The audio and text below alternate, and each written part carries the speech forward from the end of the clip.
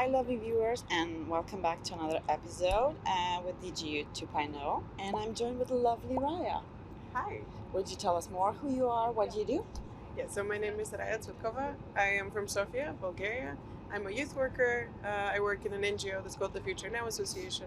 We work with young people and with youth workers on all kinds of interesting topics. And as you can see, youth workers are very flexible, so we're doing it on a train. And today we're going to talk about digital youth work. Yeah. So let's just dive into it. Want to give us a definition or? Yeah, well, this is part of digital youth work because digital youth work is just any youth work that is done with the means of digital technology, either entirely online or just supported by any digitalization. And we kind of saw lately, especially with COVID and the past 3 years, kind of the shift towards more digital as well. So how do you see that, from past years, maybe face-to-face youth work and now transitioning more to digital? Yeah, I recently had a conversation about this that was very interesting about how we think somehow we started digital youth work with COVID, but we used to do this again before too. Yeah. We used to have Facebook groups to engage youngsters. We would find Zoom opportunities to engage people from far away without having to spend, or when we don't have the budget to have them close by, to engage people from far away places, remote locations, people with different needs that it would be more difficult for them to participate.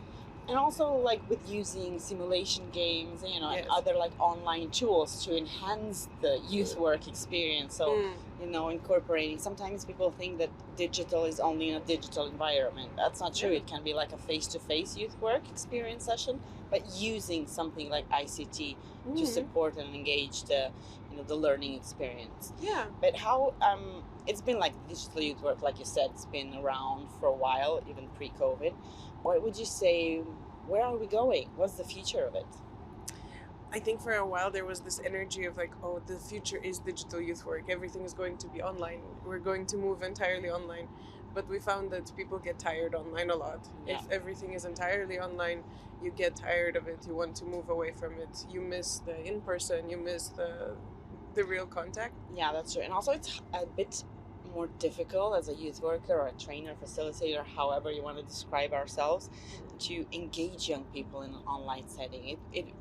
I think maybe we need to have different competences when we incorporate digital youth work in our, what would you say, which competences would you say are the top when it comes to digital youth work? There is the importance of empathy still, of seeing how different participants are, or how different people are online, and how maybe they are engaging or not engaging in different ways. It could be, from my experience, with the smallest things, like if they keep their camera on or off, you can notice a lot of things. So a competence for digital youth work, I think, is being very adaptable to this and finding different ways to reach the people that maybe don't want to have their camera on. So let's use avatars, let's use emoticons or whatever. Somebody, at least not like that blank black square. Yes. Or if you're communicating by text messages or something, to have some kind of a means to get more emotionally connected to the youngsters that you're working with, instead of just giving up because of the barrier of the online environment. And how is the reality in local communities? Do you think digital youth work is being used by other NGOs and youth centers, or it's still more preferable, face-to-face and just talking and chatting it out? I think it really depends place to place from what I've seen. For example, in Bulgaria, in some places that are more close to the capital, digital youth work, or using at least digital tools with youth work, is more prevalent. Yeah. Whereas the farthest you go away, the more people are more used to being in person and more communicating chatting in cafes. The old school kind of youth work, which I kind of prefer a bit, but okay. That's the issue, that we all kind of prefer because we're used to it, we grew up with it.